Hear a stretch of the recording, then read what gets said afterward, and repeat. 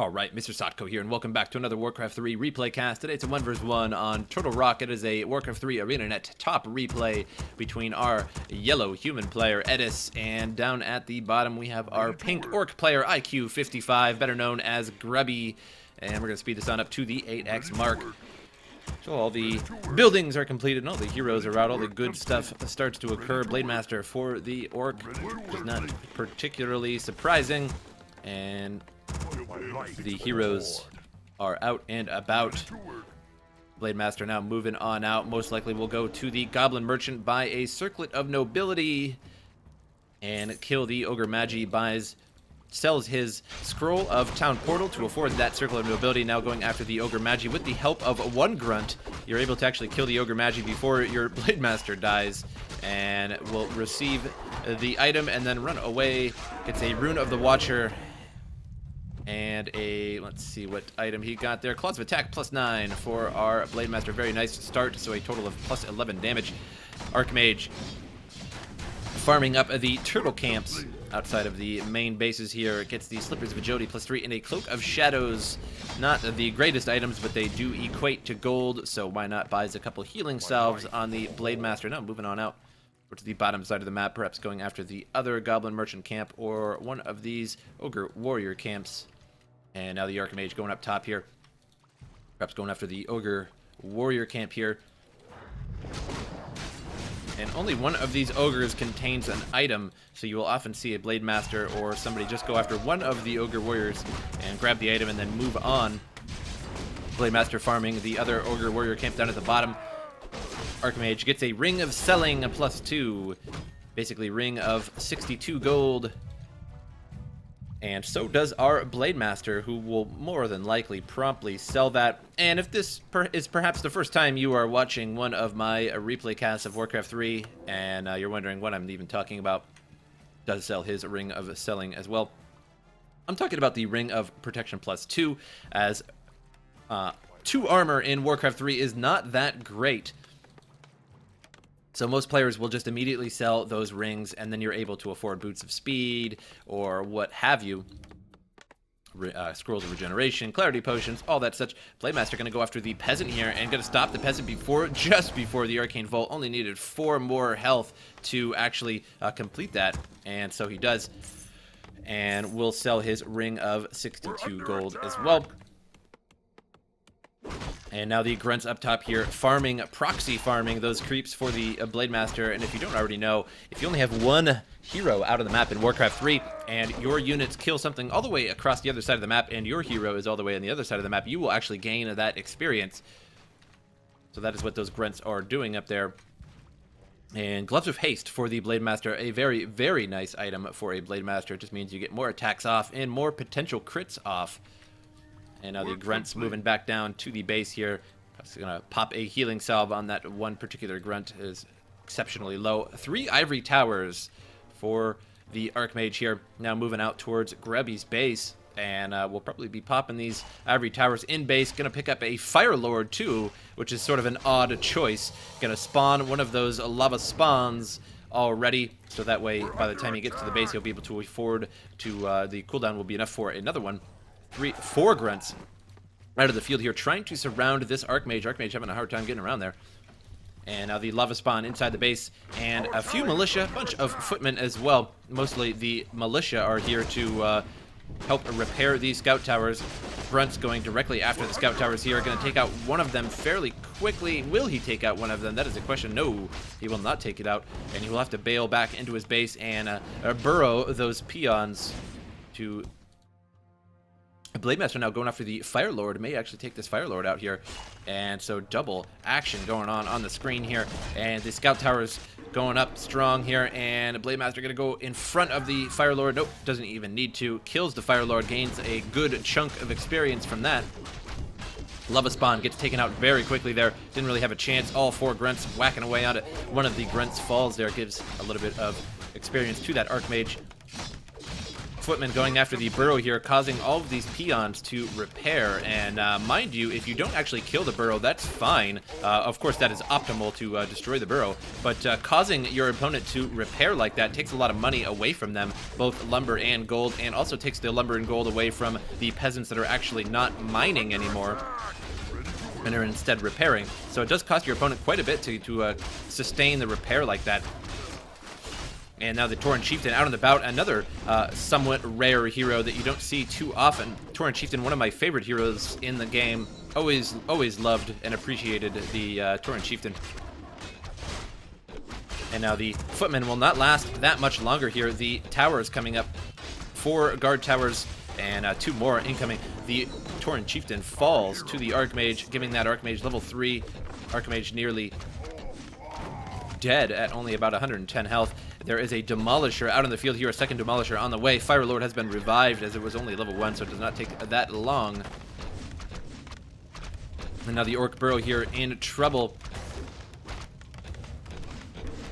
Grubby is at 29 out of 40. Losing this would lower him quite a bit, but he would still be in okay shape for a little while, but definitely does not want to lose that. Have to rebuild that. Would take quite a while and would take a lot of resources away from another. Demolisher is ready to go here, and Demolisher spawned in a pretty bad spot there. Took a little bit of damage, but should make it out just fine.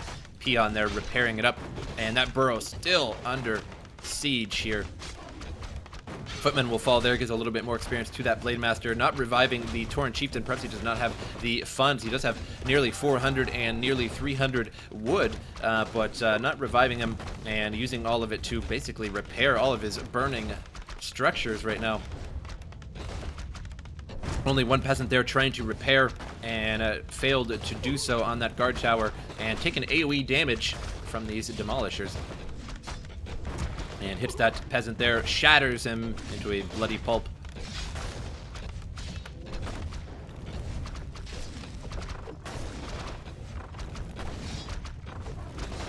Now the barracks will fall soon here. We have 1 peon on it repairing, but only 9 health, 4 health, and the barracks falls. Grubby not in a very good position now. Blade Master here going after one of the footmen. Still a total of 11 extra damage on that Blade Master. Pretty good. Blade Master has a potion of healing and just sported that, and now immediately bought another one. Has a healing salve as well and could just bail towards the back of his base, windwalk, and or pop that and then windwalk. Now the Demolishers here in a little bit of trouble. The heroes trying to go after them, but the peons blocking and repairing at the same time. Archmage in a little bit of trouble here, now down to half health. Pops a potion of healing. And now the Fire Lord's turn to get the Blade Master's Wrath. And the Water Elemental there whacking away on the Blade Master, down to 147 crit there. And Tauren Chieftain is now out on the field here, but not doing a lot of good, just taking a lot of damage, really. And the barracks being rebuilt at the back of the base here. And now the altar falls for the Orc. And more towers being developed here, trying to repair this one, and fails to do so. Another scout tower here, now being turned into a guard tower. I figured one arcane tower would be pretty nice in that pile there, but he didn't make one, just nothing but guard towers, which are nice.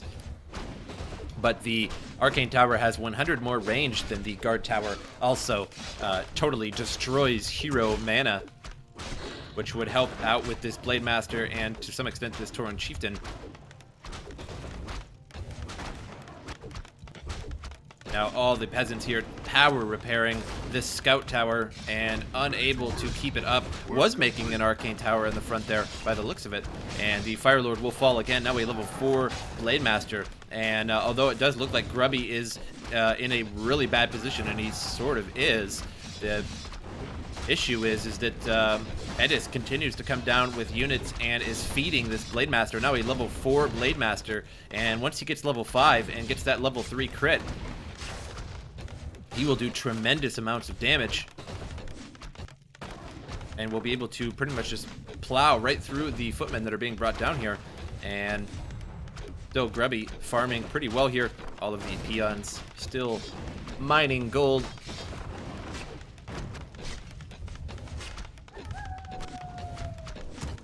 And Footmen lower and lower every time they move in to attack. The Blade Master assaults them and damages them even more. Blade Master pretty low here, now down to 270 health. Pops a healing salve and then wind walks. And Footman should turn around and strike that Blade Master as he is healing salve right now and would stop that, and then he does get hit by the Water Elemental. Stops the healing momentarily. Torrent Chieftain very low, 110 health, and the Water Elemental may actually take him out here, but the Blade Master coming along to help out, and we should be able to handle it pretty well. The Blade Master with that Gloves of Haste, 15%, much faster attack speed. Pumping out lots of damage. Torrent Chieftain falls again.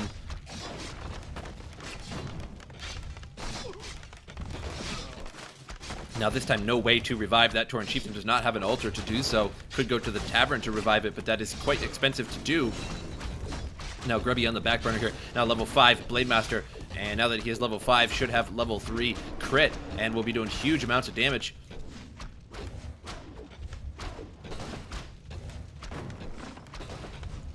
And now down to just a few buildings, all in the corner here. Repairing up his stronghold best he can here. Now going after the Fire Lord, and a 232 damage crit. And as you can see, that is why you don't want a level 5 Blade Master against you. 232 damage insta-dead for that Fire Lord. And now the Archmage going back home here and going to pick up some Clarity Potions and Regeneration, perhaps healing up. But now Grubby has the opportunity to rebuild. Altar of Storms coming back. And the Voodoo Lounge being recreated. Giant Sea Turtle here being farmed by the Blade Master. And Slippers of Agility +3, not too bad. He may sell those, he may keep those, depending, as that does take a spot in his inventory, and he really needs to hold on to Clarity Potions and Healing Salves, etc. But it does help him out at +14 damage and raises his attack speed a little bit. Also raises his armor a scotch as well by 0.9 armor, as you get 0.3 armor per agility in Warcraft 3, which does not equate to much, as armor is pretty lame in Warcraft 3 until you start to get quite a bit. As you can see, 35% reduction is starting to get fairly decent, but that is an agility hero.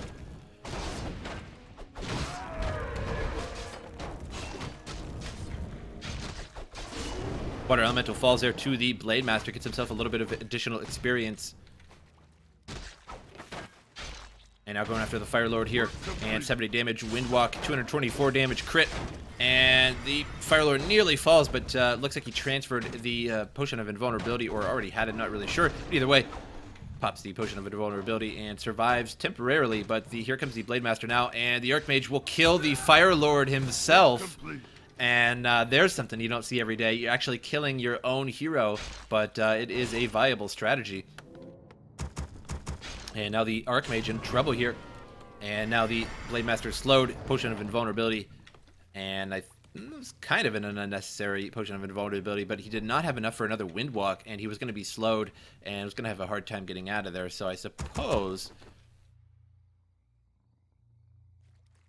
And as far as EDIS here, 70 and about 167 in terms of the resources, so just about equal in terms of their resources here. And back to Grubby, 200 and 181, so very, very similar. Forces are under attack. Pops a healing salve and then moves back out here, and now moving back towards the Archmage. And human army, gargantuan sea turtle, gonna fall here shortly, down to about a quarter health. But here comes the Blade Master, and he may be able to actually finish this off. No, he doesn't get to it in time. Scroll of the Beast drops for the Archmage, and the Scroll of the Beast does sell for quite a bit, and usually people end up selling that because it sells for a lot. Work complete. And the Archmage here may fall to the Blade Master, but no, a slow stalls him out for now. And the Torrent Chieftain now out on the field once again. Spirit Lodge being created and a bestiary.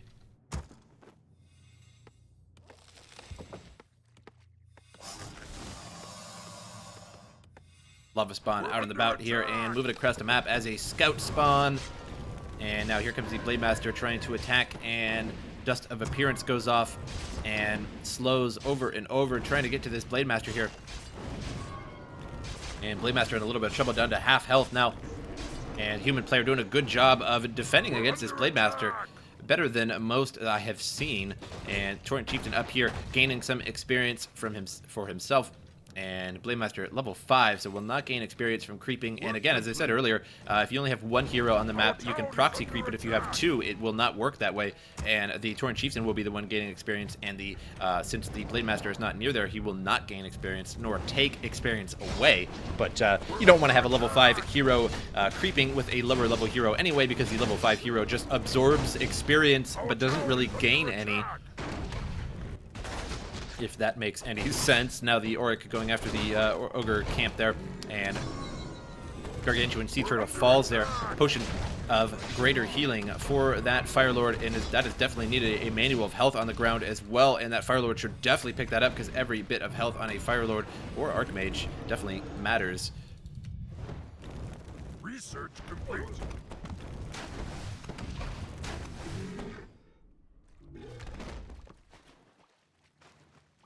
And just leaves the manual of health there, which just always just boggles my mind when players just leave the tomes. Not that they are that particularly good, that they are game-changing items in any way, but it really just boggles my mind, because all it takes is, this is what it takes. See my little cursor? You just go, and then click. That's it. And then you click, and then you get it.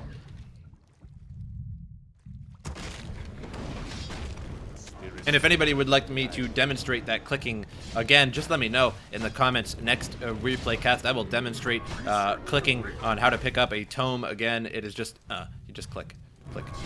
This is me clicking.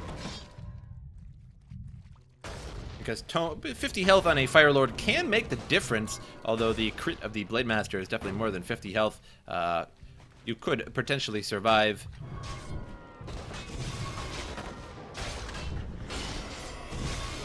And if you survived a crit with less than 50 health on a Fire Lord, then you know that that Tome of Health, the Manual of Health, did the trick. Shockwave hits a few casters there, does some good damage. 232 damage crit on that Blade Master, nearly level 6.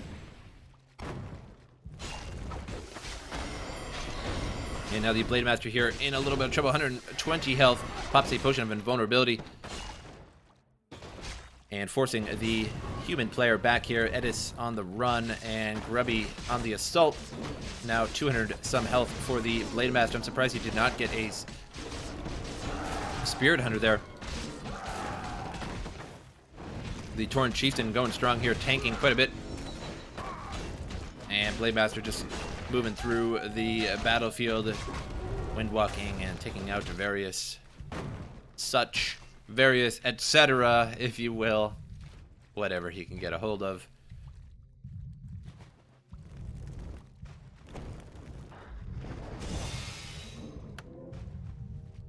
Sorceress is very good at countering the Blade Master, but at the same time, they are Blade Master food.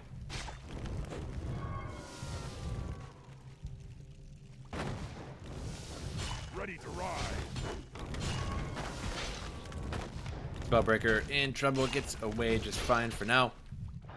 Kodo Beast is consuming a Spellbreaker currently.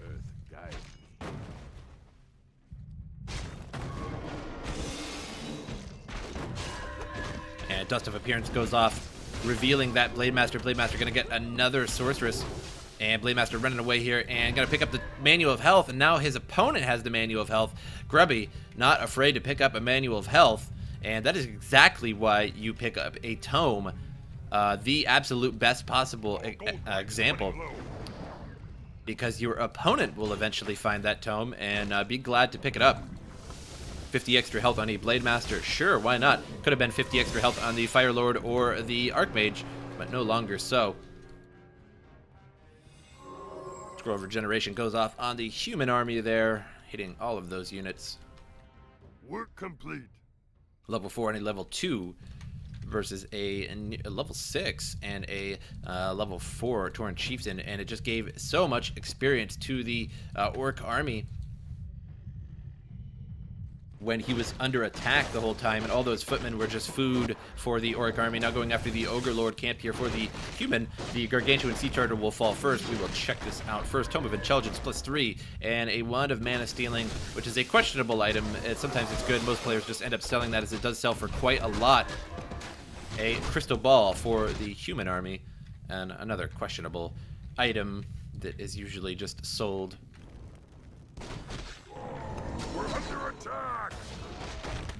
Gargantuan Sea Turtle now under assault here from the Orc, and leaving the Tauren Chieftain to creep that, as the Blade Master, of course, is Research complete. level 6 and will not gain experience from that. A Potion of Greater Healing drops for the Tauren Chieftain, one of the better items you could hope for. Potion of Mana on the Blade Master there, which will help out a lot. We'll add a couple extra Windwalks to the equation. And Sorceress nearly falls there. And multiple lava spawns out on the map here for EDIS. And just pounding out. One is about to split now. Oh, good old Molten Core for you. But that did come from Warcraft 3 first.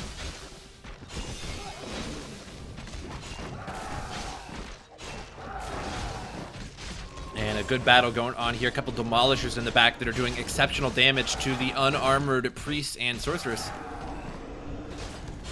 And human army appears to be losing out on this. EDIS has to GG out, lost a little bit too much, leaving Grubby the winner of the game. A very, very good game indeed, but I think EDIS really just, it's sort of a double-edged sword when you actually try to tower rush your opponent like that, because bringing all those units over and them dying over and over and over just really fed that Blade Master. But at the same time, it kept the Blade Master back. It kept the Orc player down for a little while, taking out burrows, taking out buildings. But at the same time, it just fed him so much. And as you can see in the Heroes tab here, level 6 and a level 5 to a level 4 and a level 3, it just didn't really work out for EDIS, that push there.